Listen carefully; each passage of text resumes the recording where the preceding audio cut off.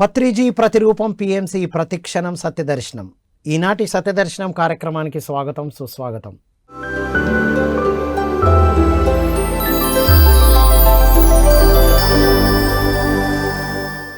సత్యంతో జీవించడం కోసం మనం ఎన్నో అద్భుతమైన పుస్తకాల ద్వారా, మాస్టర్ల ద్వారా తెలుసుకుంటూ వస్తున్నాం మిత్రులారా. మనం గత 3 ఎపిసోడ్లుగా మనం సీతాస్ యోగా గురించి తెలుసుకుంటున్నాం. నేటి సత్యదర్శనంలో సీతాస్ యోగా ఎపిసోడ్ 4. ఈ 4వ ఎపిసోడ్లో మరి ఏం అందించబోతున్నారో మన senior pyramid master Anastasia fame Suresh గారి ద్వారా తెలుసుకుందాం. నమస్కారం సార్. నమస్తే అండి. Welcome to episode 4. Thank you sir. Thank you sir. Last ఎపిసోడ్లో మైండ్ ఓవర్ మ్యాటర్ అని జస్ట్ బిగిన్ చేశారు కదా. సో దాని గురించి ఇంకేమైనా చెప్పాల్సింది ఉందా? అంటే ఇప్పుడు భూమి మీద ఏదైతే ఈ విభజన, ఒకరి మీద ఒకరి ఆధిపత్యము, నాది నా వాళ్ళు అని జరుగుతున్నదో దీనికి మూలము రావణాసురుడు నాటిన బీజము. ఒక్క లంకలోనే కాదు, రావణాసురుడి పాత్ర ద్వారా ఇది ఇంత ప్రబలంగా ఈరోజు యుద్ధాలు జరుగుతున్నాయి. ఆ ప్రభావంకో ఇంకా అంటే మన ఎనర్జీ తక్కువ ఉండడం వల్ల ఆ ఇన్ఫ్లుయెన్స్ ఉంది. ఇంకా అదే సాధకుల్లో ఉండదు కదా సార్. ఎప్పుడైతే మనము ఇది ఎవరి మీద ప్రభావితం చేయదని ఆ బుక్లో సీతమ్మ వారు ఏం చెప్పారంటే, ఎవరైతే ఎన్లైటన్మెంట్ అవుతారో అంటే మేలుకుంటారో, దేని నుంచి, భ్రమల నుంచి, మనసు అనే ఇల్యూషన్ నుంచి ఎవరైతే బయటపడతారో వీళ్ళని ఏమీ చేయలేదు. అది కానీ మీరు చిట్ట చివరిలో ఉన్నా కానీ ప్రభావితం చూపిస్తుంది, కొంత ఇంపాక్ట్ పడుతుంది. ఆ జర్నీలో ఉన్నా కూడా ఇంపాక్ట్ ఆ సమయంలో ఆ విషయం పట్ల దూరుతుంది. కానీ మీరు కంప్లీట్గా ఎన్లైటన్మెంట్ అయిపోతే, అంటే మేల్కొంటే ఇంకా మీకు మనసు అనే ప్రభావితం చేయదు. దీనికి మనకు పత్రిసారు ఆ లాక్డౌన్ సందేశంలో కోవిడ్ టైంలో ఒక మెసేజ్ ఇచ్చారు. ఎంతో అద్భుతమైన మెసేజ్. కారు మీ బాడీ అనుకున్నప్పుడు మనసు అనేది మీ డ్రైవరు, మీరు దానికి యజమాని. మీరు చెప్పినట్టు డ్రైవర్ నడుచుకోవాలి, కానీ కోటికి వెళ్ళినప్పుడు నాంపల్లికి వెళ్ళిన కోటికి వెళ్ళకూడదు డ్రైవరు, ఎందుకంటే ఉద్యోగం పోతుంది. సో ఈ శరీరాన్ని మంచిగా ఉంచుకోవాలంటే సరైన ఆహారం ఇవ్వాలి. తర్వాత మనసు అనే డ్రైవరు నువ్వు చెప్పినట్టు వినాలి, అతను చెప్పినట్టు నువ్వు వెళ్ళకూడదు. కోటి అంటే కోటికే తీసుకెళ్ళాలి, లేకపోతే జీతం రాదు. సో మైండ్ ఓవర్ మ్యాటర్ అనేది మనకు పత్రిసారు కోవిడ్ టైంలోనే ఎంతో అద్భుతంగా చెప్పారు. ఇప్పుడు సీతమ్మ వారి ద్వారా అది మరింత దృఢీకరించబడింది. సత్యం అనేది ప్రతి ఒక్కరూ భౌతికంగా మారాలి అంటే ఫస్ట్ మనసు దగ్గర కానీ సరి చేసుకుంటే ఈ భౌతికమన్నీ ఆటోమేటిక్గా ఆ యొక్క రూపుని దాల్చుకుంటాయి. అందుకే చెప్పారు, you create your own reality. ఎక్కడ మార్చాలి? మైండ్ దగ్గర మార్చాలి. మైండ్ని సరి చేసుకుంటే క్రియేట్ అయ్యే మ్యాటర్ మారుతుంది. Yes, right, wonderful sir, ultimate. Next episode 4లో ఏం చెప్పబోతున్నారు? నాన్ ఇంటర్ఫియరెన్స్ అన్నారు. Yoga of non interference. ప్రతిదానికి ఒకటి యోగా అని యాడ్ చేశారు కదా సార్. అంటే కలయిక. ఒక్కసారి కలయిక, యోగా అంటే కలయిక, దాంతో ఉండడం. Yes, yoga of non interference అంటే నాన్ ఇంటర్ఫియరెన్స్ అనేటువంటి దాంతో కలయికతో ఉండడం. మనం కలయిక ఇక్కడ అంటే సీతామాత మనకు ఎంత అద్భుతంగా డివైడ్ చేశారు. యోగా అంటే అందరికీ ఒకటే తెలుసు, ఏదో ఆసనాలు చేయాలి అనాలి అనేది తెలుసు. కానీ పత్రిసారి వచ్చిన తర్వాత అది మారింది. అది ఓన్లీ శరీరానికి సంబంధించింది కాదు, మనసు, బుద్ధి, ఆత్మ, ఈ అన్ని అంటే స్పిరిచువాలిటీ, ఎమోషనల్ అన్నిట్లో నువ్వు కలిసి ఉంటేనే అది యోగా కిందకి వస్తుంది అనేసి. సో ఇది బాగా ఎడ్యుకేట్ అయ్యింది. ఇక్కడ సీతామాత దాన్ని ఇంకా ఫర్దర్గా డివైడ్ చేశారు. ఏంటంటే యోగము అంటే ఒకానొక పరిస్థితి, ఒకానొక మనిషి కాదు, పూర్ణ చైతన్యంతో కలవాలి. అంటే అన్ని విభాగాల్లో నువ్వు ఏకమవ్వాలి. నాకు నచ్చింది కాబట్టి రామ్ గారితో నేను ఈ ప్రోగ్రాంకి మాత్రమే కలిసి ఉంటాను అంటే మిగిలింది మీరు అర్థమే చేసుకోలేదు. రామ్ గారిని అన్ని సందర్భాల్లో, అన్ని సిచ్యువేషన్లో పరమాత్మతో యోగంలో ఉండడము. లాభం వస్తేనే నేను పార్ట్నర్ ఉంటాను, నష్టం వస్తే నేను, ఇది కాదు యోగం అంటే. లాభ నష్టాల్లో ఏం జరిగినా నువ్వు పార్ట్నర్ అంటే పార్ట్నరే. సో దాన్ని విభజించారు 24 చాప్టర్లుగా. ప్రతి ఒక్క దాన్ని సూక్ష్మాతి సూక్ష్మంగా తీసుకెళ్ళి మనకు అంటే ఆ జరిగిన సందర్భాన్నే ఒక మనిషి యొక్క జీవన విధానంలో ఏ యోగా ఎప్పుడెప్పుడు వస్తుంది, దాన్ని ఎలాగ మనము సవరించుకొని దాంట్లో ఏకమైపోవడము అనేది ఇప్పుడు నాన్ ఇంటర్ఫిరెన్స్ అనేది మనకు కొత్త ఏం కాదు. 18 ఆదర్శ సూత్రాల్లో 16వ పాయింట్, వేరే వాళ్ళ వ్యక్తిగత విషయాల్లో వేలు పెట్టవద్దు. ఎస్, మనం ఇంత నేర్చుకున్నాక ఇప్పుడు ఏ పరిస్థితుల్లో ఉన్నాము ఎవరు చెప్పనవసరం లే, మనకు మనం చూసుకోవాలి. తో సీతామాత చెప్పేది అదే. తో దేవయాని అనే ఆవిడ ఫ్రెండ్షిప్ చేసిన ఎవరితోటి, పూరి అనే ఆవిడతో. ఎందుకంటే వీళ్ళేమో బాధితులు, వాళ్ళేమో బాధించిన వాళ్ళు. కంచె వేసినారు, ఊరిని రెండుగా డివైడ్ చేశారు, డామినేషన్లో ఉన్నారు. మేము ఇవ్వము, ఏం చేసుకుంటూ చేసుకోపో అని. సో అప్పుడు ఏం చేయాలి? సెల్ఫ్లెస్ యాక్షన్ అన్నాం. అంటే ఏమీ ఆశించకుండా ఒక సేవ చేసినట్టు ప్రేమతో వాళ్ళ ఇంట్లో వాళ్ళకి ఎలాగైతే ఆహార పదార్థం తీసుకొని వెళ్ళి ఇస్తుందో అదేలాగా ఎక్స్పార్టీకి కూడా అదే ప్రేమతో ఆ లోపల మారే తత్వాన్ని మార్చాలని ఫ్రెండ్షిప్ చేసుకొని ఆ అన్నాన్ని ఇవ్వడం జరుగుతుంది.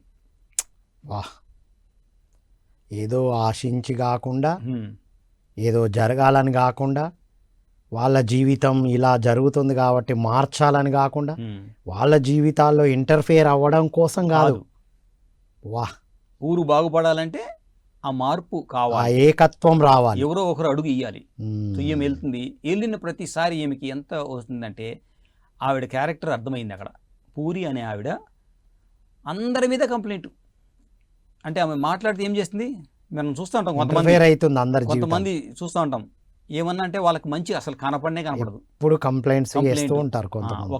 ఒకరి మీద. ఈమెకు విసుగొచ్చేసి మంచి వాళ్ళని కూడా నువ్వు తప్పు పడతా ఉన్నావు, అసలు వాళ్ళు ఎవరికి ఎవరి జోలికి వెళ్ళరు, కానీ వాళ్ళలో కూడా నువ్వు తప్పు పట్టావంటే నేనేం చేయలేను, నాకు కోపం వస్తుంది అంటుంది. నేను ఫ్రెండ్షిప్ కట్ చేస్తానని. అంటే అంత విధంగా ఆమె అంటే మాట్లాడుతూనే ఉంటుంది. ఏది వీళ్ళ గురించి, వాళ్ళ గురించి, ఊరు గురించి, దేవుడి గురించి, అన్ని రకాలుగా నెగిటివే. ఈమె అంటే అసలు భర్త ఎలా భరిస్తున్నాడో ఈ మొత్తం అందరూ అనేసి ఈమె కొంచెం కొంచెం ఫ్రెండ్షిప్ ఇంకా తగ్గించుకుందాం అనుకుంటుంది. కానీ మాత ఏం చెప్తుంది? విను విను విను, నీ యొక్క సాంగత్యం ఎక్కువ అయ్యే కొద్దీ ఆమెలో మార్పు వస్తుంది, నువ్వు ఏకాకి పెడితే ఆమె ఇంకా నెగిటివ్లోకి వెళ్ళిపోతుంది అనేసి చెప్పడం వల్ల ఈమె ఏం చేస్తుంది, విన్నా కానీ కొంచెం కొంచెం దాన్ని తగ్గించే విధంగా డిటాచ్డ్గా ఆహారం పెడుతుంది. కాబట్టి అది మెల్లమెల్లగా క్రమక్రమంగా మారుతూ వస్తుంది. ఈ లవ్ అండ్ లైట్ ని ఫుడ్ ద్వారా పంపిస్తుంది. Non interference. వాళ్ళు ఏమో చేస్తున్నారని ఇంటర్ఫియర్ అవ్వకుండా తను ఏం చేయాలో చేస్తూ వెళ్తుంది. ఇంకొకటి, ఊర్లో వాళ్ళకంతా ఇప్పుడు డౌట్ ఏంటి, ఈమె ఏమో చేస్తుందని. సో అప్పుడు ఆమె ఏం చేస్తుంది, నేను ఆమెను ఏమీ చేయట్లేదు, మీరు కూడా ఆలోచించండి ఆమె పరిస్థితి, ఆమె గుణాన్ని చూసి మీరు చేయాలి. కానీ ఆమె అరుస్తుందని మీరు అరిస్తే ఊరు రెండుగా చీలిపోతుంది.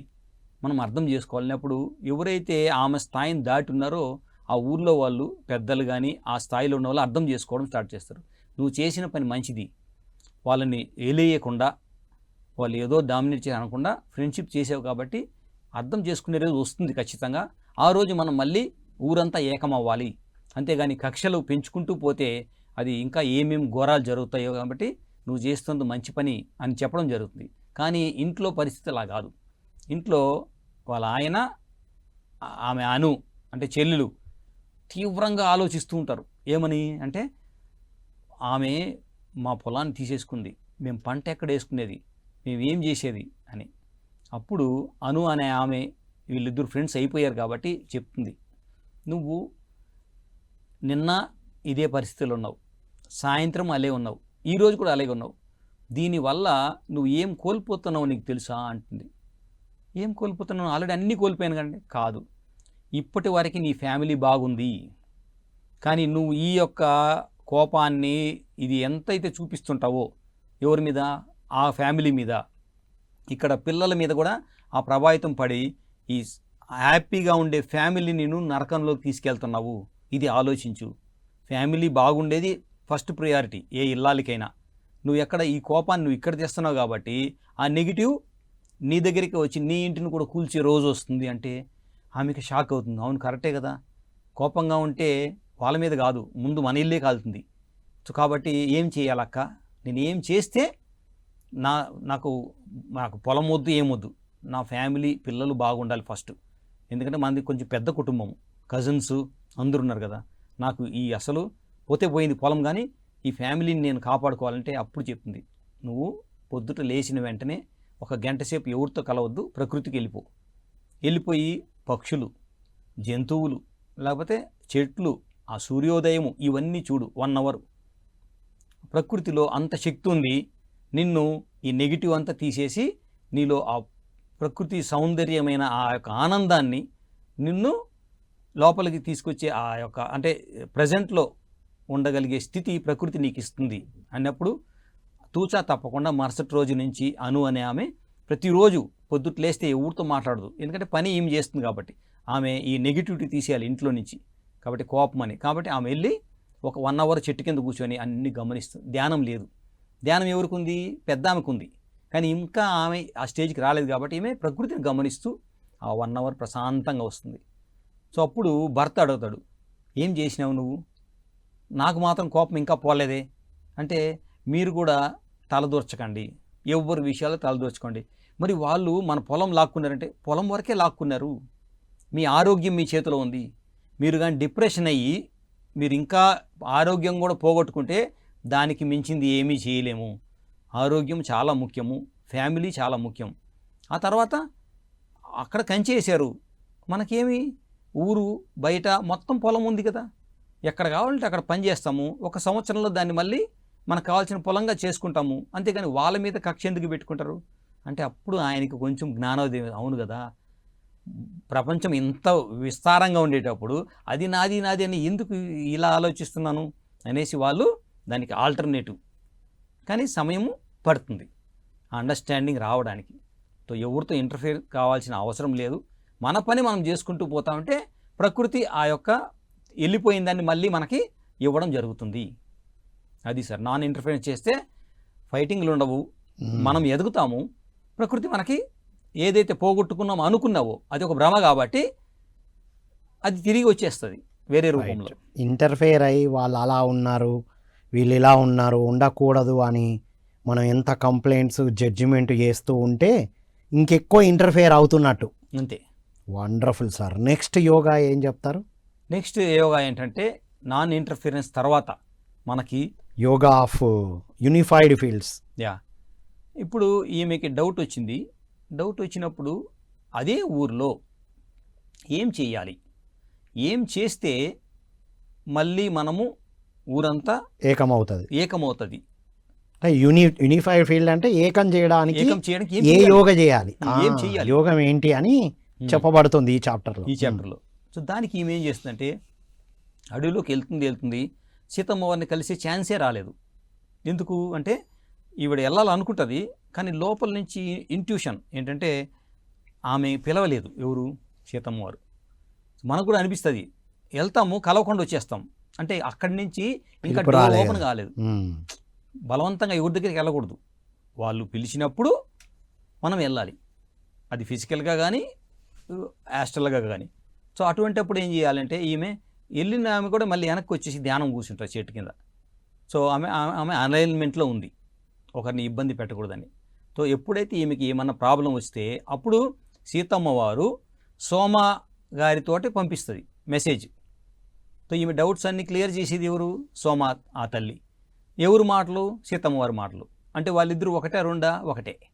అంటే ఎప్పుడైతే గురువు దైవత్వం ఒకటే అవుతారో గురువు నుంచి వచ్చిన మాటలే దైవత్వాన్ని, దైవత్వం ఏం చెప్పాలనుకుంటుందో గురువు ద్వారా చెప్తుంది.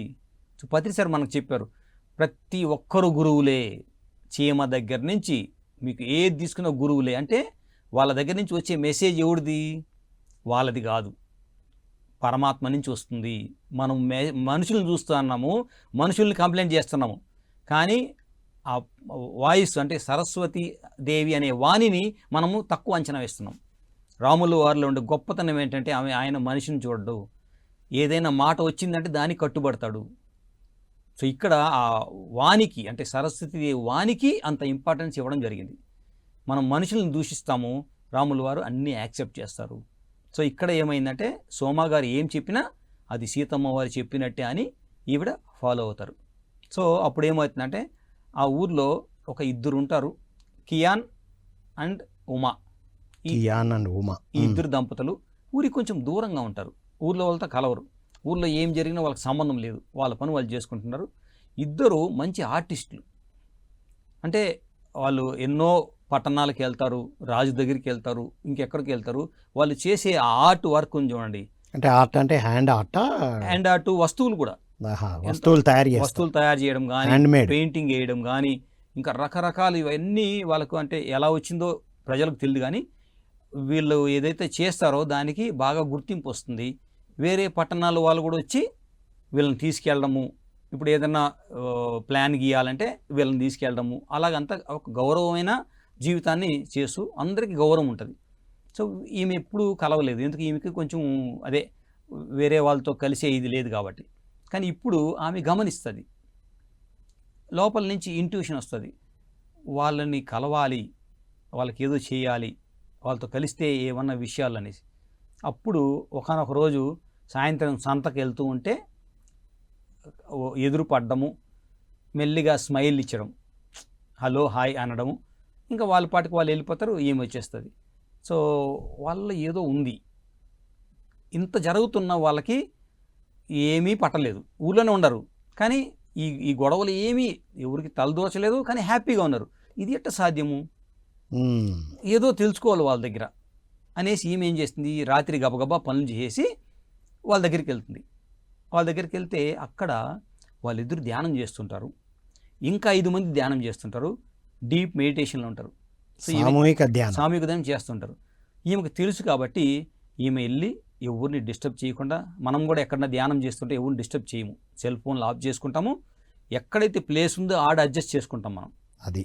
సో ఈవిడ కూడా ఏం చేస్తుంది, వెళ్ళి ఇంకా చూసింది అందరూ కళ్ళు మూసుకున్నారు, ఈమె వెళ్ళి తన ఒక ఖాళీ ప్లేస్ ఉంటే ఆడ కూర్చొని ఈమె కూడా ధ్యానం చేస్తుంది. ఎప్పుడైతే ధ్యానం చేస్తుందో ఆమెకి కొన్ని జన్మలు తెలియబడతాయి. వావ్. చిన్నప్పటి నుంచి గతంలో కొన్ని జన్మలు ఆ ఫస్ట్ సిట్టింగ్లో తెలియబడతాయి. అరే ఇదేదో ఎంతో అద్భుతంగా ఉంది అని ఆమె కళ్ళు తెరిస్తే ఆ 5 మంది వెళ్ళిపోయి ఉంటారు, వాళ్ళు ఇద్దరే ఉంటారు, భార్యాభర్తలు, వాళ్ళకి పిల్లలు లేరు, కానీ చక్కగా వాళ్ళు చేసుకుంటూ ఉంటారు. సో అప్పుడు ఏమన్నా చెప్దామంటే వాళ్ళు, మేము నిన్ను ఎక్స్పెక్ట్ చేశాము, నువ్వు వస్తావని మాకు తెలుసు అంటే నేనే నా వైపు నుంచే దూరంగా ఉన్నాను, కానీ మీరు ఎప్పుడూ ఎక్స్పెక్ట్ చేస్తాం, అవును నాకు తెలుసు, సీతమ్మ వారు చెప్పారు నువ్వు వస్తావు అని. అంటే ఇప్పుడు వాళ్ళకు కూడా ఎవరు ఇన్ఛార్జు, సీతమ్మ, కనెక్టింగ్ పాయింట్. అంటే ఒక చైతన్యము రూపం ఉండదు, ఆ చైతన్యం ఎవరెవరిని కలపాలో కలిపేస్తుంది. మనము పత్రిసారి పెట్టుకోవచ్చు, రాఘవేంద్ర స్వామి అనుకోవచ్చు, జీసస్ అనుకోవచ్చు, కానీ చైతన్యం మాత్రం అందరినీ తన పిల్లల్లాగా చూస్తుంది, ఎవరెవరిని ఎప్పుడు కలపాలో కలిపేస్తుంది. సో వచ్చి సరే అమ్మ అనేసి వాళ్ళిద్దరూ, ఇంకా పొద్దుట అయిపోతుంది కదా, అంటే నైట్ అంతా మెడిటేషన్ చూసుకోండి, నైట్ మొత్తం మెడిటేషన్, ఇంకా పొద్దుట అయ్యేసరికి వాళ్ళిద్దరూ ఆ రోడ్డు చివరి వరకు వస్తామని మెల్లిగా సెండ్ ఆఫ్ ఇవ్వడానికి వస్తారు. ఆమె ఒక స్మైల్ ఇచ్చి ఉమాగారు లోపలికి వెళ్ళిపోతారు, మళ్ళీ తిరిగి ఈయన స్మైల్ ఇచ్చి నువ్వు మళ్ళీ తొందరలో వస్తావు అంటాడు. అది అట్ట తెలిసి మీకంటే, అవును అండి, నాకు ఒక డౌట్ ఉంది, అప్పుడు నా యొక్క పొరపాటు చేత నేను పూరి మనోహర్ వాళ్ళ ఇంట్లో అగ్ని ప్రమాదం జరుగుతుంది. ఆ ప్రమాదం జరిగినప్పుడు నాలోని కోపము అక్కడ అగ్ని రూపంలో వాళ్ళ ఇంటిని దహనం చేసింది. మా ఆయన మా చెల్లెలు వాళ్ళు ఎంత కోపంగా ఉన్నారు, మన ల్యాండ్ చేసుకున్నారని ఆ యొక్క ప్రభావం నేను పడ్డాను. కాబట్టి నా ఎనర్జీని, అంటే నా యొక్క శక్తిని, సిద్ధిని నేను నాకంటే పట్టు లేదు ఉపయోగించడం జరిగింది అనుకోకుండా. అప్పుడు వాళ్ళ ఇల్లు తగలబడింది. అప్పుడు నా చైతన్యం అక్కడికి వెళ్ళిపోయి, ఎంత పొరపాటు చేసావు, ఆల్రెడీ మాట ఇచ్చావు గురికి, ఏది నేను ఎవరికి హింస చేయనని, మరి ఇదెందుకు మళ్ళీ నీ చెప్పు చేతుల్లో ఉండాల్సిన సిద్ధి నీ మొగుడు నీ చెల్లెలు చెప్పినంత మాత్రాన నువ్వు దాన్ని దారి తప్పుతావా అనే చైతన్యం వెంటనే మేల్కొని, ఈమె చైతన్యం అక్కడికి వెళ్ళేసరికి ఆ ఇల్లు, పిల్లలు ఉన్నారు, చచ్చిపోతే ఆ పాపం మళ్ళీ తిరిగి వస్తుంది కదా అనేసి అనుకునేటప్పుడు అక్కడ ఆల్రెడీ ఇంకొక చైతన్యము ఆ చుట్టుపక్కల గ్రామస్తులంతా మేల్కొని బకెట్లు తీసుకొని వచ్చి, కుండలు తీసుకొని వచ్చి ఆపుతూ ఉంటారు ఆ మంటని. సో చకచక ఆర్పేస్తారు. సో ప్రజలకి ఏమి అంటే వాళ్ళిద్దరికి కానీ పిల్లలకి ఏమీ హాని కాదు, అయితే జరగలే ఎవరికి. ఆస్తి నష్టం మాత్రం కొంచెం జరుగుతుంది. ఉమ్. సో నేను అక్కడ ఒక పురుషుని యొక్క చైతన్యాన్ని గమనించాను అంటుంది. ఉమ్. ఈమె ఆ, ఉమా. ఈమె ఈ మన దేవ్యాని. దేవయాని, అక్కడికి వెళ్ళిన దేవయాని. దేవ్యాని. అప్పుడు ఆయన చెప్తాడు, ఓహో నాకు డౌట్ ఉండింది నీపైనే, అగ్గి పెట్టింది నువ్వే అని నాకు తెలిసింది, ఈరోజు కన్ఫర్మ్ అయింది అంటే. అప్పుడు ఏం చెప్పింది, మరి ఆర్పింది మీరేనా అని. అవును నేనే ఆర్పాను. మన ఊర్లో ఎటువంటి హానికరమైనది జరగకూడదు, ఊరందరూ బాగుండాలి అంటే మనము ఆ సిద్ధిని మంచి కోసం ఉపయోగించాలి. కానీ నువ్వు దాన్ని ఆ కోపం వచ్చేసరికి ఆ ఎనర్జీ వెళ్ళి వాళ్ళ గుడిసిని తగలబెట్టింది అంటే, ఐఎమ్ వెరీ వెరీ సారీ. నేనంటే లేదు, ఆ రోజుకి ఈ రోజుకి నీకు చాలా మార్పు వచ్చింది, ఇంక మీదట నువ్వు నీ శక్తిని దురుపయోగపరచవు అని నాకు తెలిసిన తర్వాతనే నువ్వు గ్రూప్ మెడిటేషన్కి రావడం జరిగింది, అది సీతమ్మ వారు నాకు చెప్పారు అంటారు. చూడండి, అంటే మనం పరివర్తనం చెందుతూ ఉంటే మనకు మంచి మంచి ఫ్రెండ్స్ దొరుకుతారు, అప్పుడు మనం గ్రూప్ మెడిటేషన్లో ఒకటవుతాము. ఏది మనము రెడీ కాందే మనకు అది అర్హత రాదు అని అక్కడ చెప్పడము. తర్వాత తొందరలో మళ్ళీ కలుద్దాంలే, నీకు ఒక మనిషిని నేను పరిచయం చేయాలి, ఆయన నీ జీవితంలో ఎంతో మార్పులు తీసుకొస్తాడు అని ఆయన చెప్పడము. ఇంకా పగులైపోయింది కాబట్టి ఇంటికి వెళ్ళి ఆమె పనులు చేసుకుంటుంది, ఈయన తిరిగి వాళ్ళ ఇంటికి వెళ్ళిపోతాడు.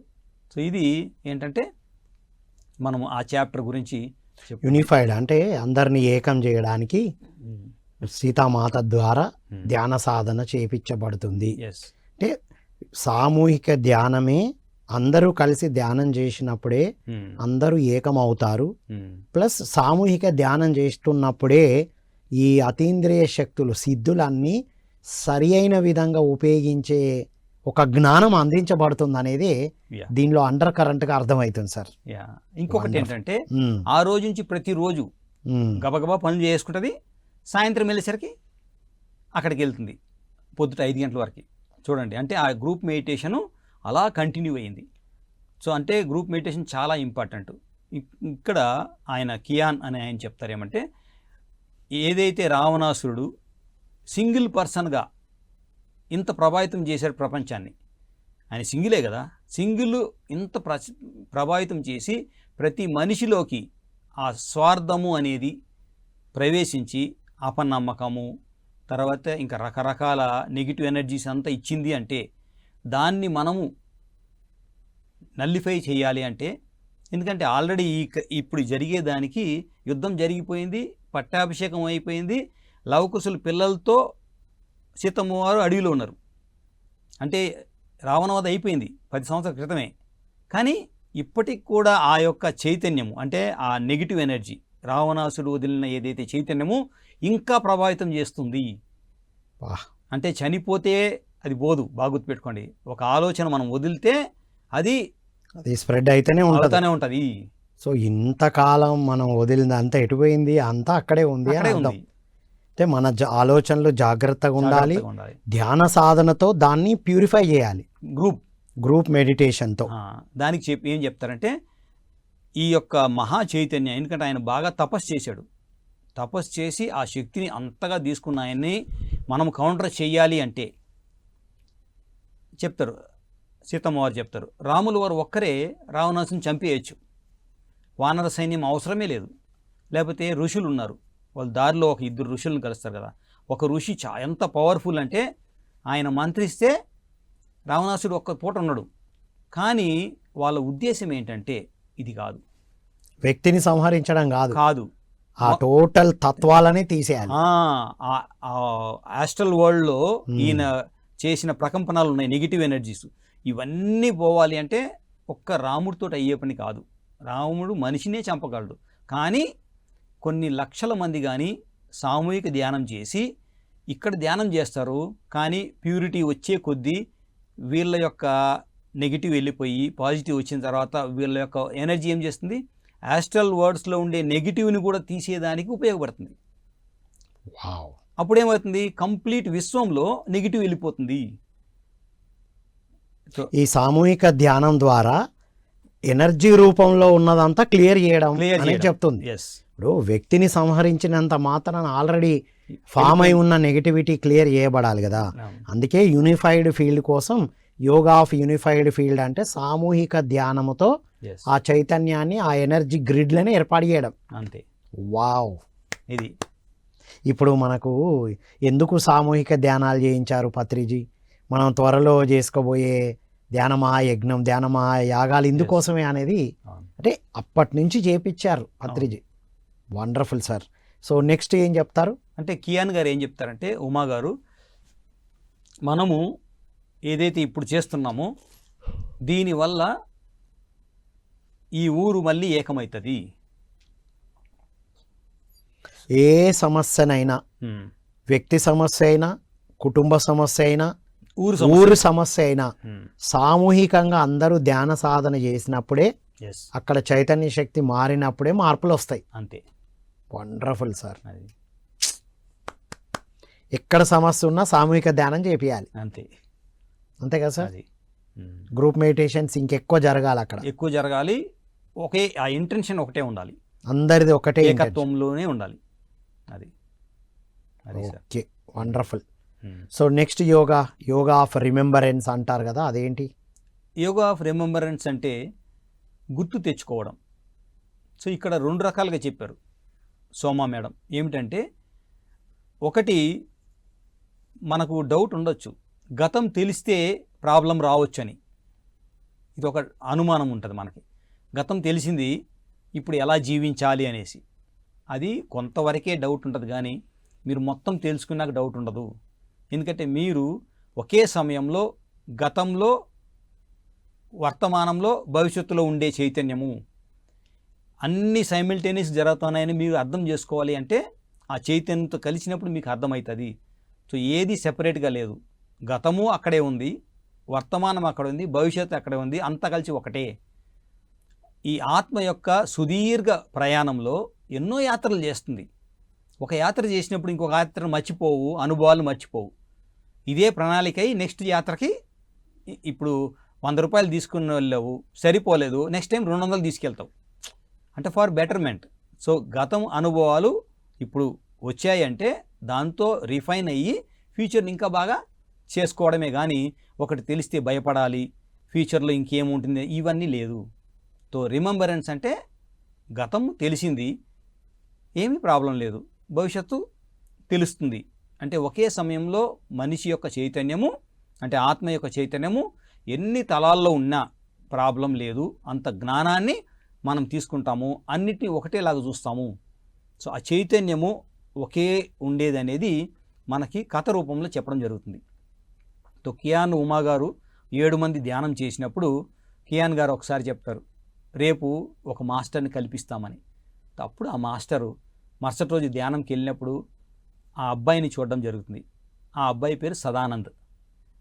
సదానంద్ పేరు ఎక్కడ విన్నానే అంటుంది ఈమె. ఆలోచించు ఎవరంటే అప్పుడు చెప్పడం జరుగుతుంది. ఏమంటే, సాచి అనే వాళ్ళ పాప చనిపోయింది కదా, ఆ సాచి యొక్క ఫ్రెండు, బాల్య స్నేహితుడు. మరి ఎప్పుడూ చనిపోయింది కదా పాప అంటే, పాప చనిపోయినా అతను ఉన్నతమైన ఆత్మ, ఆయన మాతో కూడా ధ్యానం చేస్తూనే ఉన్నాడు అప్పటి నుంచి. అంటే అవునా అంటే అవును, వాళ్ళిద్దరు బంధం కూడా చాలా గ్రేట్ బంధము. ఆమె చనిపోయింది కానీ మళ్ళీ జన్మ తీసుకొని వచ్చి అతనికి భార్య అవుతుంది. అంటే మరి ఇప్పుడు వయసు ఎంత అంటే 18 ఏళ్ళు. ఎవరికి? సదానంద్కి. మరి సాచి మళ్ళీ పుడతామని నాకు ముందు తెలిసింది, సోమా చెప్పారు. మీరేమో ఇంత ఏజ్ గ్యాప్ అంటే, శరీరానికి ఏజ్ కానీ ఆత్మకు లేదు, కోరిక అలాగే ఉండిపోతుంది, ఆ కోరిక తీర్చుకోవడానికి వస్తుంది అంటే అప్పుడు ఈమె ఆశ్చర్యపోతుంది.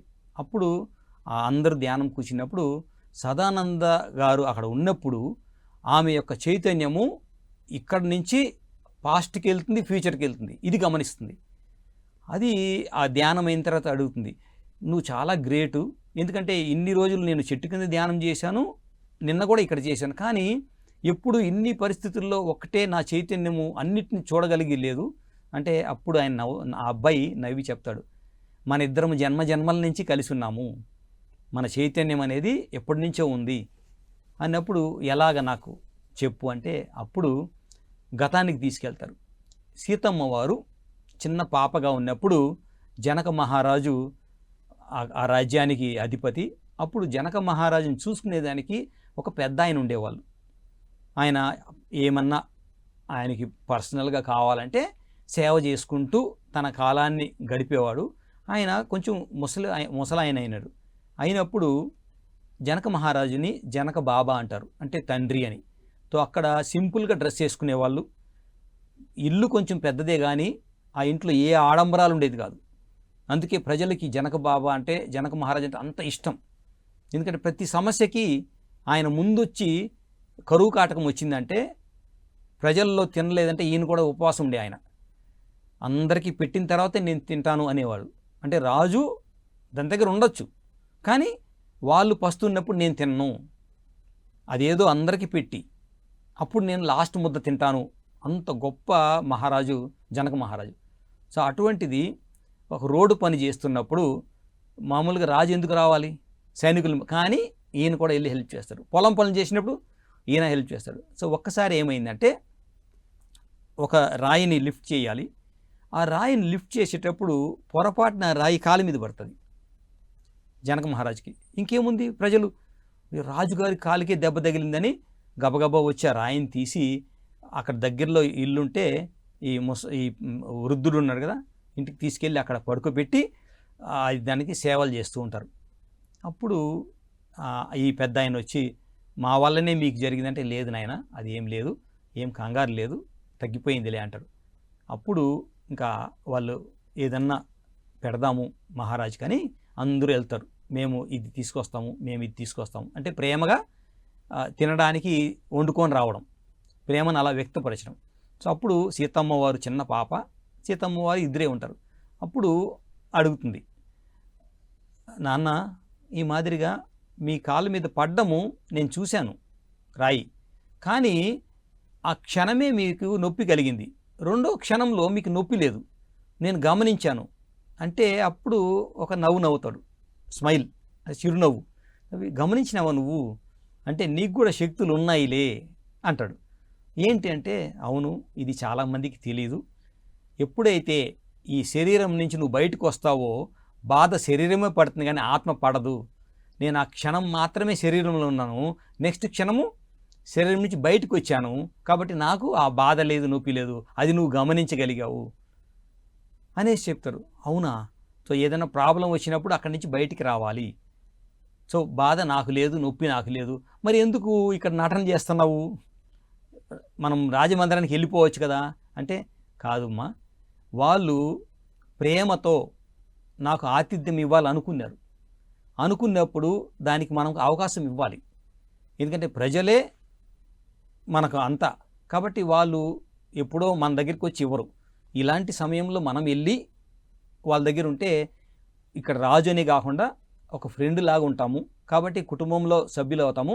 వాళ్ళు ఇప్పుడు చూడు ఏమేమి తెస్తారో, ఎంత ప్రేమగా తెస్తారంటే ఆ మొత్తం చూస్తుంది, ఒక్కొక్కరు ఒక్కొక్కటి తెస్తా ఉన్నారు, రాజా ఇంకొంచెం తిను, ఇంకొంచెం తిను అంటే వాళ్ళ యొక్క ప్రేమని అలాగ వాళ్ళు వ్యక్తపరుస్తున్నారు. ఈయన స్వీకరించడం వల్ల ఏమైంది, ఆ ప్రేమని ఈయన తీసుకుంటున్నాడు, ఈయనకుండే ఉదారతతో ఈయన రాజ్యం వెళ్తున్నాడు.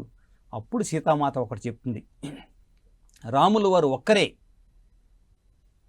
రావణాసుని చంపొచ్చు, కానీ ఎందుకు వానరులను తీసుకెళ్ళిందంటే గత జన్మల్లో, అంటే గత జన్మల్లో ఆ వానరుల్లో ఉండే కొంతమందికి రాముల వారు ఆ జన్మలో మాట ఇచ్చారంట, మీ సేవల్ని నేను ఉపయోగించుకుంటాను అని. ఇప్పుడు ఏం చేయాలి, మాట ఇస్తే కావాలి, కాబట్టి ఇప్పుడు ఆ వానరుల్లో కొంతమంది ఉన్నారు, వాళ్ళకి మాట అప్పుడు ఇచ్చారు కాబట్టి ఇప్పుడు ఆ సైన్యంతో ఇప్పుడు ఈయన వండుకొని తినచ్చు, లేకపోతే పండ్లు పలహారాలు తినచ్చు, కానీ వానర సైన్యత ఉన్నప్పుడు ఏం చేస్తారు, మా రాజుగారు అనేసి వాళ్ళు ఎంతో ప్రేమగా రాముల వారికి ఆ పండ్లు ఈ పండ్లు లేకపోతే కాయలు లేకపోతే వండుకున్న పలహారాలు ఇస్తారు.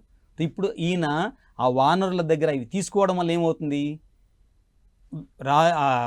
రాముల వారికి వానరులకి ఫ్రెండ్షిప్ వచ్చి ఆ ప్రేమతో కర్మలన్నీ దగ్ధమైపోతాయి. ఇవ్వడం పుచ్చుకోవడం అంటే సార్ ఇక్కడ రావణుడు క్రియేట్ చేసిన ఆలోచన ఏమో ఆ ఒక దగ్గర ఒక ఊరిలో విభజన జరిగింది, అండ్ ఇక్కడ జనక బాబా క్రియేట్ చేసిన ప్రేమతత్వమేమో ఇక్కడ రాముల వారి ద్వారా మళ్ళీ ఇక్కడ స్ప్రెడ్ చేయబడుతుంది. కలపడం. yes. అంటే ఒక దగ్గర ప్రేమతత్వంతో ఉన్నా అది ఇంకో దగ్గరికి వెళ్తుంది, ఒక దగ్గర ద్వేషము విభజన ఉన్నా అది అక్కడికి వెళ్తుంది. అంతే.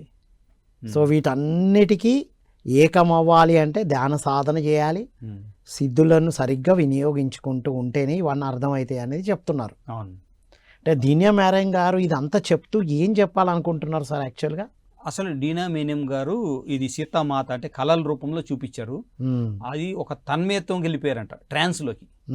అంటే అది ఫీలింగ్ అనేది అంత అద్భుతంగా ఉంటుంది ఆ బుక్ చదివేటప్పుడు. అందుకే ప్రేక్షకులకి నేను చెప్తున్నా, ఖచ్చితంగా ఇంగ్లీష్ వచ్చిన వాళ్ళు ఇది కంపల్సరీ చదవాలి. Sita's yoga, the yoga of awakening, ఇది చదవాలి. ఇప్పుడు ఎవరికైనా ఇంగ్లీష్ రాదనుకోండి, ఏముంది, అందరూ గ్రూప్ ఫామ్ అయ్యండి, చదువుతారు, వింటారు. సో జ్ఞానం వెళ్ళాలి మనకు మెయిన్.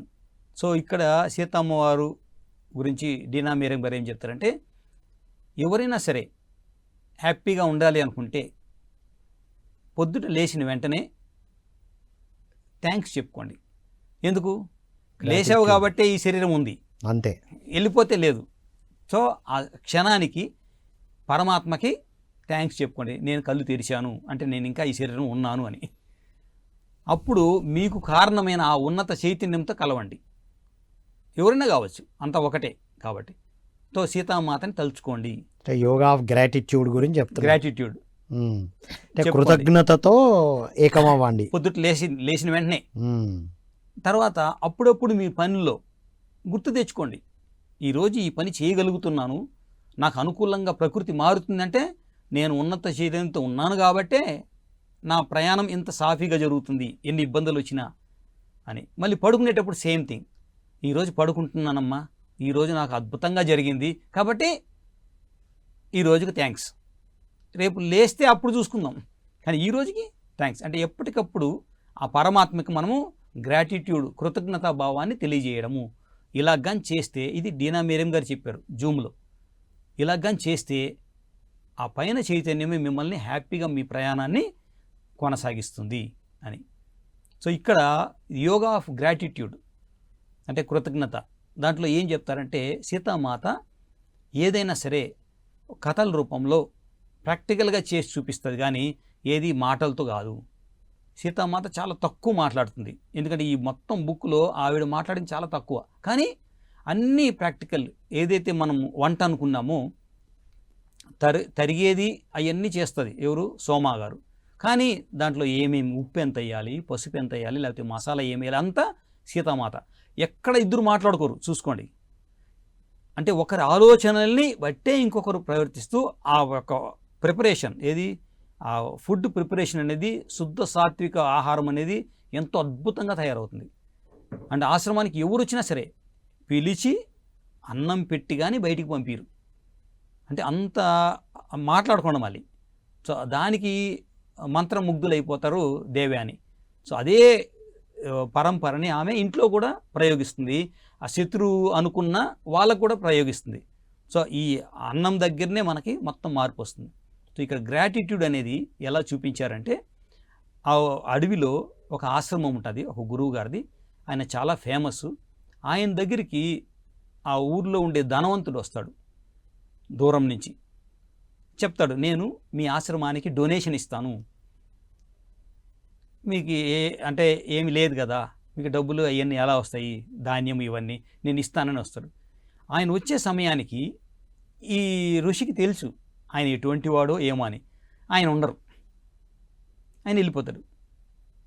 వచ్చి శిష్యులు నడుతారు, నేను కలవాలి కదా మరి ఈ సంపద తీసుకొచ్చానంటే నో, ఆయన బయటికి వెళ్ళారు, మీరు వెయిట్ చేయాలని. అంటే నేను ముందే ఇన్ఫామ్ చేశాను నేను డొనేషన్ ఇవ్వడానికి వస్తున్నానని. అంటే మీకు దీనికన్నా వేరే పనులే ముఖ్యమైనయా, మీ గురువు గారికి ఇంత అహంకారం ఉందా, నన్ను పట్టించుకోరా, నేను ముందే అపాయింట్మెంట్ తీసుకున్నాను కదా అనేసి అంటారు. ఇప్పుడు ఇంకా శిష్యులు ఏం చేస్తారు, ఏమీ మాట్లాడలేక దగ్గరనే కుటీరం ఉంది, అక్కడ ఒక ఋషి ఉంటారు, మీరు అక్కడికి వెళ్ళి కలవండి, ఆమె చెప్తారు గురువుగారు ఎక్కడున్నారో, మీరు వెళ్ళి కలవచ్చని. సరేలే సర్దుకుంటాలే. చూడండి, అంటే ఒక సంపద మీద అహంకారం వచ్చి మాట్లాడే మనిషి. అక్కడికి వెళ్తానులే అనేసి ఆడికి వెళ్తారు. అక్కడికి వెళ్తే ఇంకా తెలుసు వాళ్ళు ప్రిపేర్ చేస్తూ ఉంటారు, సీతామాత మళ్ళీ సోమ గారు.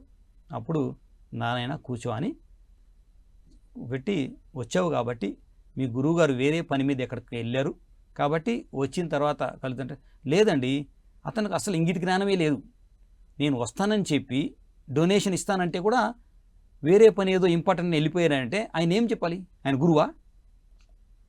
ఇప్పుడు ఆ సోమ గారికి లోపల రగలుతూ ఉంటుంది, నువ్వు గురువు గారు ఇంత మాట అంటున్నావా ఈ కంప్లైంట్ అనేసి. సీతామాత ప్రశాంతంగా ఉంది, చూసుకోండి సేమ్ సిచ్యువేషన్. సీతామాత ప్రశాంతంగా ఉంది.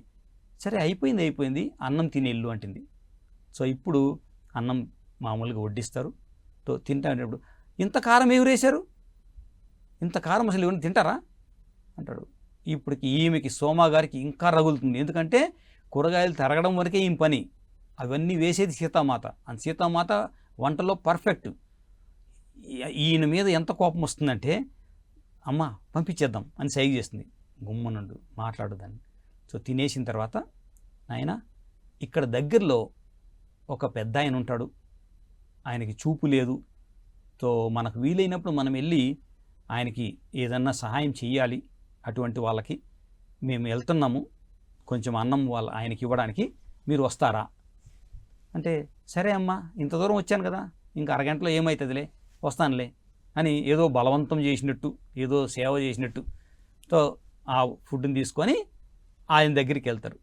అది ఆల్రెడీ వాళ్ళ పిల్లలు ఎక్కడో వేరే చోట ఉంటారు, ఈయన పట్టించుకోరు కాబట్టి ఈయన సెపరేట్గా ఆ పూరి గుడిసె కూడా కొంచెం శిథిలం అయిపోయి ఉంటుంది, ఆయనకు ఒక కన్ను కనపడదు, లాస్ట్ ఏజ్లో ఉంటారు, ఏదో టైంపాస్ లాగా చేసుకుంటూ అలాగా జీవితాన్ని గడుపుకుంటున్నారు. సో అటువంటి అప్పుడు వీళ్ళు వెళ్ళి అక్కడ పెట్టినప్పుడు ఫస్ట్ వెళ్తానే, అమ్మ మీకు చాలా థ్యాంక్స్ అంటాడు. ఎందుకు అంటే, నన్ను ఎవ్వరూ కలవడానికి రారు, మీరు అప్పుడప్పుడన్నా వచ్చి నా బాగోగులు అడుగుతారు కదా అని నేను మీకు అన్నం కూడా తీసుకొచ్చానంటే మళ్ళీ ఒక థ్యాంక్స్. అంటే నా ఆకలిని గుర్తించి ఏదైనా తింటాను, కానీ మీ చేతి వంట తినే వచ్చే ఆ యొక్క ఆనందము నాకు ఎప్పుడూ మర్చిపోను, మీరు రావడమే కాకుండా అన్నం కూడా తీసుకొచ్చారు, దీనికి మళ్ళీ థ్యాంక్స్ అంటాడు. అంటే పెడతారు, చక్కగా తింటా ఉంటాడు. ఈయన చూస్తాడు, దాంట్లో కారం ఎక్కువ ఉంది తెలుసా అంటాడు. ఈ ఎవరు సంపద బాగా పెరిగిన ఆయన, ఏమి అసలు తిండి దొరకడమే ఈ అడవిలో ఇంత గొప్ప అనుకుంటే ఇంకా కారము అవన్నీ నాకు లేదు, మాత చేసిందంటే అది అమృతమే, అది ప్రసాదంతో లెక్క, దానికి నేనేమీ చెప్పలేను, అది ఆకలి ఉన్నవాడికి తెలుసు ఆ ప్రేమ యొక్క విలువ అని ఏమీ చేయకుండా మంచిగా తినేస్తాడు. ఇదేంది ఇల్లు ఇట్టుందే, వర్షం పడితే మొత్తం కారుతాయంటే, అది లేని వాళ్ళు ఇంకెంతమంది ఉన్నారో, నాకు ఈ గూడన్నా ఉంది అంటాడు. అంటే ఏది మాట్లాడినా దాన్ని కృతజ్ఞతలు. ఈయనకి నువ్వు అసలు వేస్ట్, ఈయనకి ఎందుకు మీరు అన్నం పెట్టేది, ఈయన ఏం చేసినా థ్యాంక్స్ అంటున్నాడు, ఈయనకి లోటుపాట్లు కనపడలేదే అంటే, సరే అయిపోయిందిరా అని వెళ్ళిపోతారు. సో ఆయన చేసుకెళ్ళిపోతారు. ఆ తర్వాత ప్రతి వారము రావడము, ఇక్కడ భోంచేయడము, అక్కడికి వెళ్ళడం, ఆయనకి పెట్టడం, ఇది ఆయన యొక్క స్టార్ట్ అవుతుంది. సో ఏమవుతుందంటే మెల్లిమెల్లిగా ఈసారి వచ్చినప్పుడు ఏం చేస్తాడంటే, ఉప్పు ఎక్కువ ఉంది అంటాడు, తర్వాత అది ఎక్కువ ఉంది అంటాడు, అందరి మీద కంప్లైంట్ చేస్తూ ఉంటాడు. సో ఎప్పుడు కూడా సోమ చెప్తారు సీతామాతకి, ఆయన ఇంక రావద్దని చెప్దాం, మన శాంతి వెళ్ళిపోతుంది, వచ్చిన దానికి అందరి మీద కంప్లైంట్ చేస్తున్నాడు, ఇంట్లో భార్య మీద, పిల్లల మీద, ఆ నౌకర్ల మీద, ఆ గురువు మీద, అక్కడికి వెళ్ళి మన మీద కూడా చెప్తూ ఉంటాడు. సో ఈ కంప్లైంట్లు మనం ఎందుకు భరించాలి, నెగిటివ్ ఎందుకు మనకి, దీన్ని తీసేద్దాం, ఈయన ఇంక మీట రావద్దని చెప్దామంటే అలాంటి పొరపాటు ఎప్పుడు చేయొద్దు. వాళ్ళు మన దగ్గరికి వచ్చారు అంటే పరిణితి చెందాలనే వచ్చారు కాబట్టి మనకు ఓపిక ఉండాలి అంటుంది సీతామాత. సో అలా మెల్లిమెల్లిగా వారం వెళ్తే ఈయన కంప్లైంట్స్ అంతా తగ్గుతూ వీళ్ళని కలవకుండా నేరుగా ఆ పెద్ద ఆయన దగ్గరికి వెళ్ళి తన వల్ల ఏమవుతుందో కొంచెము అక్కడక్కడ వెళ్ళిపోయి ఉంటాయి కదండి, అక్కడ కర్రలు పెట్టడము, దాని మీద మట్టలు వేయడము, వర్షం కురేయకుండా చేయడము, ఇంకేమన్నా ప్రాబ్లం ఉంది చెప్పు అని సేవ చేయడము, అది స్టార్ట్ అవుతుంది మెల్లిమెల్లిగా. కంప్లైంట్లు పోయినాయి, ఇప్పుడు సేవ చేయడం. తో వీళ్ళు వెళ్ళినప్పుడు ఏమని కలిపారో ఆయన్ని, ఎంతో అద్భుతంగా చూసుకుంటున్నాడు నన్ను, మీరు రాకపోయినా ప్రతి వారం వచ్చి కన్న కొడుకులాగా చూసుకుంటున్నాడు నన్ను అనేసి ఆ పెద్ద ఆయన చెప్పడము. అంటే చూపు లేదు కదా, చూపు ప్రసాదించనా, చూస్తావా అతన్ని అంటుంది సీతామాత. ఎందుకమ్మా, సిద్ధులుండేది చూపులు కోసం కాదు, మనసు తెలిస్తే అన్నీ తెలిసిపోయినట్టే. నిన్ను నా మూడో కంటితోనే చూస్తున్నాను, అదే చాలు, ఈ బాహ్యమైన ఈ చూపు నాకెందుకు, ఆ ఒక్క కన్ను చాలులే అంటాడు. తో అప్పుడు సోమా గారికి చెప్తుంది, ఆయనకి మూడో కన్ను ఎప్పుడో వచ్చింది, కానీ బాహ్యమైన ఈ దేహానికి ఆయన ఇంపార్టెన్స్ ఇవ్వలేదు, ఆయన ఇచ్చేది మన యొక్క ప్రజెన్స్ అనేసి. గత జన్మల్లో ఈ కొడుకు తండ్రిని సరిగ్గా చూసుకోలేదు కాబట్టి ఆ మిగిలిన పార్ట్ని ఇప్పుడు వచ్చి అది ఆయనకి ఏమేమి కావాలో మొత్తం చేసుకుంటున్నాడు అనేసి కొన్ని రోజుల తర్వాత ఆ పెద్ద ఆయన చనిపోవడం అవుతుంది. చనిపోయిన తర్వాత ఎంత బాధపడతాడో అతను, అంటే సొంత తండ్రిలాగా. కానీ ఎప్పుడు తండ్రి, గత జన్మల్లో తండ్రి, అప్పుడు తండ్రిని చూసుకోలేదు కాబట్టి కర్మ ఇలా తీసుకొని వచ్చి ఇలా చేసింది. అప్పుడు అమ్మగారి దగ్గరికి వస్తారు, నేను ఇంక మీదట ఎవరికి కంప్లైంట్ చేయను, దేని కంప్లైంట్ చేయను, నాలో ఈ పరివర్తనానికి మీరే కారణము, మీరు ఎవరో నాకు తెలియదు కానీ ఇప్పుడు అన్నిటిలో నాకు మంచే కనిపిస్తుంది అని చెప్పినప్పుడు అప్పుడు ఆయన వెళ్ళిపోయినాక సోమ చెప్తుంది, అమ్మ నేను కూడా కంప్లైంట్ చేశాను మిమ్మల్ని, ఎందుకంటే నేను కానీ నా మాట విని మీరు ఆ రోజు కానీ ఇతను ఆపేసి ఉంటే ఇతను పరివర్తనము చెందేవాడు కాదు. మీ చాలా ఓపిక ఉంది, ఆయన్ని భరించారు, ఆయన్ని మార్చారు, నన్ను సాక్షిభూతంగా పెట్టి నాలో ఉన్న ఆ నెగిటివ్ని కూడా మీరు తీసేశారు, నాకు కూడా బాగా బుద్ధి వచ్చింది. అంటే ఎవరన్నా చెప్పేటప్పుడు వినాలి, వింటే ఆ శక్తి మనకు కొంచెము ఏదో కొత్త అనుభవాన్ని ఇస్తుంది, తర్వాత వాళ్ళు కూడా సరి చేసుకునేదానికి సమయాన్ని ఇస్తుంది. సో వినడం చాలా ముఖ్యము. కాబట్టి దేవ్యానికి చెప్పడం జరుగుతుంది, ఏమి ప్రజలు ఏం చెప్తారు దాన్ని విను, గ్రామస్తులు ఏం చెప్తారు విను, వినిన తర్వాత పేషెన్స్ తీసుకో, ఓపికగా ఉండు, కాలం అనేది ఆ ఉన్నత చైతన్యంతో మళ్ళీ గ్రామము ఒక్కటవుతుంది. సో ఇది మనకు గ్రాటిట్యూడ్, అంటే కృతజ్ఞతలో ఇంత శక్తి ఉంది, కృతజ్ఞత మనిషిని ఎంతో మార్పు తీసుకొస్తుంది ఆధ్యాత్మిక పరంగా అని ఈ యోగా ఆఫ్ గ్రాటిట్యూడ్లో మనకు చెప్పడం జరిగింది సార్. వాహ్, అంటే ఒక్కొక్కటి అంటే చూడండి, interference, unified, gratitude. Yes, so interference ఉన్నప్పుడు గ్రాటిట్యూడ్తో ఉండలేము, అవును, యూనిఫైడ్గా ఉండలేము. సో ఆ ఇంటర్ఫేరెన్స్ నుంచి బయటపడాలి అంటే యూనిఫైడ్గా అది సామూహిక ధ్యానం చేయాలి, తద్వారా మనకు కృతజ్ఞత వస్తుంది. అంటే ఫిజికల్గా ఒక రూపాన్ని చూసి మనం ఎవరిని జడ్జ్ చేయలేము, వాళ్ళు ఆల్రెడీ అంత పవర్ ఉన్నా కూడా తన కోసం తను ఉపయోగించుకోకుండా సాధారణంగా ఉన్నారు. సో ఎవరెవరు తనకు గత జన్మ నుండి అందించబడాలనో వాళ్ళు వచ్చి చేస్తూ ఉంటారు అంతే.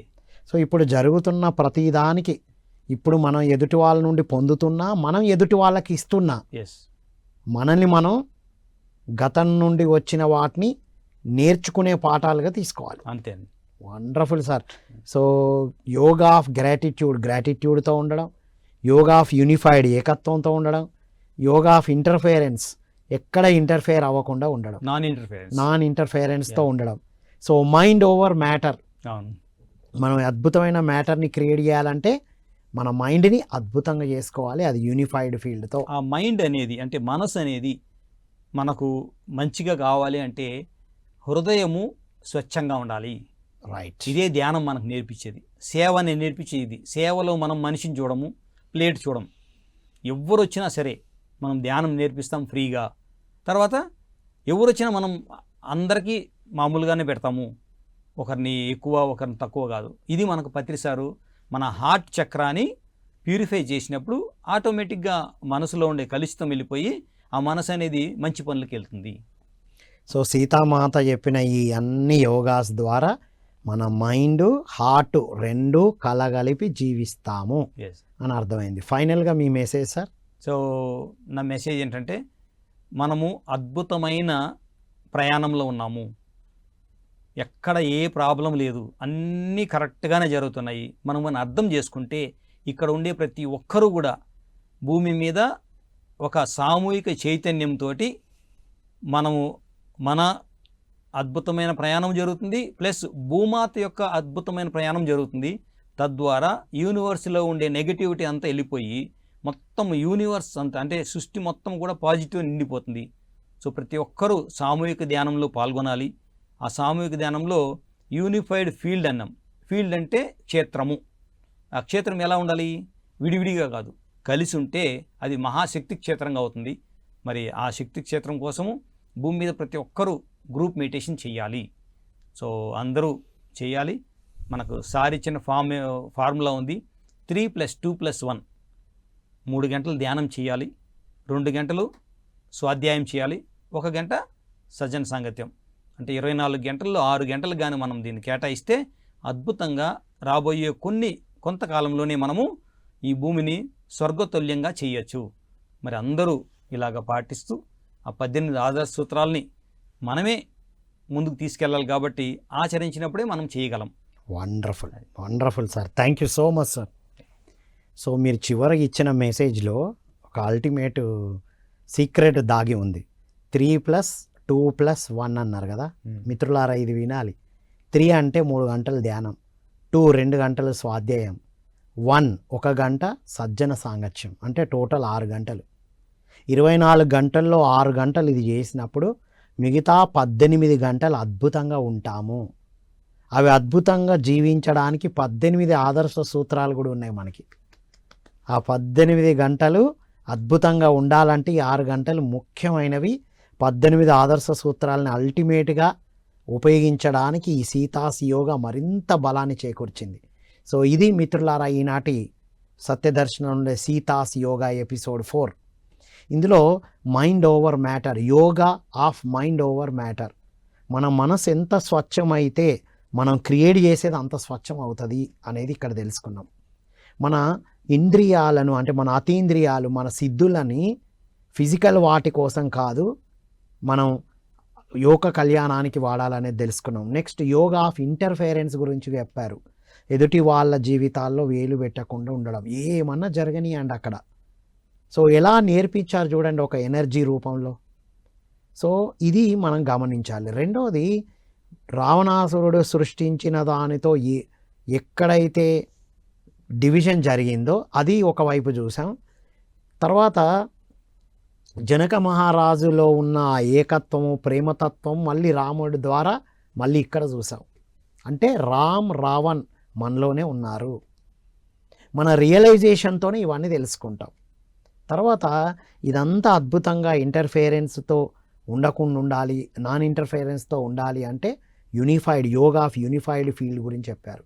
అంటే ఎక్కడ ఏ సమస్య ఉన్నా మన ఊరిలో కానీ, ఇంట్లో కానీ, బయట కానీ, వ్యక్తిగతంగా కానీ సామూహిక ధ్యానముతో ఏకత్వంలో ఉన్నప్పుడే మనకు ఆ జ్ఞానం అందించబడుతుంది. చూడండి, దేవయాని వెళ్ళి అక్కడ ధ్యాన సాధన చేసినప్పుడు బయటకు వచ్చినప్పుడు చెప్పారు, నాలోని కోపాగ్ని అక్కడ దహించింది అని. అప్పుడు వెంటనే ఆవిడ చెప్పింది, నాకు పురుష శక్తి కనబడింది, మీరేనా? ఆపింది మీరేనా? అంటే చూసారా, సామూహిక ధ్యానం చేసినప్పుడు గతంలో మనం ఏం చేసాం, ఇప్పుడు ఏం చేయాలి, ఏం చేయడం కోసం వచ్చాం అనేటువంటివి అద్భుతంగా తెలుసుకుంటాము అనేది ఇక్కడ తెలుసుకున్నాం మిత్రులారా. మనం ఉన్న పిరమిడ్లో కూర్చొని సామూహిక ధ్యానాలు ఇంకా విరివిగా చేస్తూ ఉండాలి అనేది ఈ టాపిక్ ద్వారా మనం తెలుసుకున్నాం. అండ్ యోగా ఆఫ్ రిమెంబరెన్స్, ఎప్పుడైతే సామూహిక ధ్యానం చేస్తామో మన గతం అంతా మనకు గుర్తుకొస్తుంది. తనకు గుర్తుకు రాకపోయినా ఒక సంఘటన ద్వారా గుర్తు చేశారు Sitamata. So next yoga of gratitude, ప్రతిదానికి కృతజ్ఞతతో ఉండడం. తనకు థర్డ్ ఐ ఉంది, అన్నీ కనబడుతున్నా సరే ప్రాపంచికంగా దేన్ని జడ్జి చేయకుండా ఉన్న వ్యక్తి ఒకరు, అన్ని జడ్జి చేస్తున్న వ్యక్తి ఒకరు, కంప్లైంట్ చేస్తున్న వ్యక్తి ఒకరు. సో మనం కృతజ్ఞతతో ఉన్నప్పుడు కంప్లైంట్స్ ఉండవు. కాబట్టి ఎప్పుడూ కృతజ్ఞతతో ఉంటూ యూనిఫైడ్ ఫీల్డ్ సామూహిక ధ్యానంతో ఉంటూ మనం సీతాస్ యోగా అంటే సీతతో కూడా మనం, సీతా అమ్మవారితో కూడా మనం అనుసంధానం అవ్వచ్చు అనేది ఈ ఎపిసోడ్ ద్వారా తెలుసుకున్న మిత్రులారా. కాబట్టి అందరూ ధ్యానం చేస్తూ ఈ ఎపిసోడ్ని మళ్ళీ చూద్దాం. లైక్ చేద్దాం, సబ్స్క్రైబ్ చేద్దాం, అందరికీ షేర్ చేద్దాం అని కోరుకుంటూ మరో కార్యక్రమంలో మరొక ఎపిసోడ్లో మళ్ళీ కలుద్దాం. అంతవరకు సెలవు. Thank you all.